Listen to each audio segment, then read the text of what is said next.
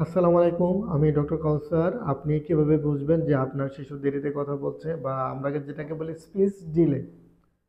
Number 1, আপনার শিশুর ১ বছর বয়সী আপনার শিশু যদি মুখে বু, বু শব্দ না করে তখন বুঝবেন যে আপনার শিশু স্পিচ ডিলে হচ্ছে। নাম্বার 2, আপনার শিশুর ১৫ মাস বয়সে যদি কমপক্ষে ৩ টা শব্দ না বলতে পারে, আপনি বুঝে নিবেন যে আপনার শিশুর স্বাভাবিকভাবে মানে যেই সময়ে কথা বলার দরকার সেটা ডিলে হচ্ছে। ঠিক তেমনি ১৮ মাস বয়সের একটা শিশু যদি মামা, দাদা না বলে থাকে, তাছাড়া তার যখন যেটা প্রয়োজন তার জন্য সে যদি হাত দিয়ে ইশারা না করে, তখন বুঝতে হবে তার স্পিচ ডিলে হচ্ছে।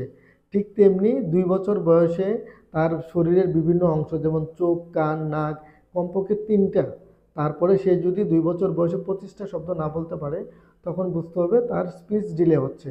এবং ৩ বছর বয়সে আপনার শিশু যদি কমপক্ষে ২০০ শব্দ না বলতে পারে, তখন বুঝতে হবে যে আপনার শিশুর স্বাভাবিকভাবে যে কথা বলার দরকার সেটা ডিলে হচ্ছে। এবং তখন আপনার শিশুকে অবশ্যই শিশু বিকাশ কেন্দ্র নিয়ে যাবেন এবং ডাক্তারের পরামর্শ অনুযায়ী চিকিৎসা নেবেন। ধন্যবাদ সবাইকে।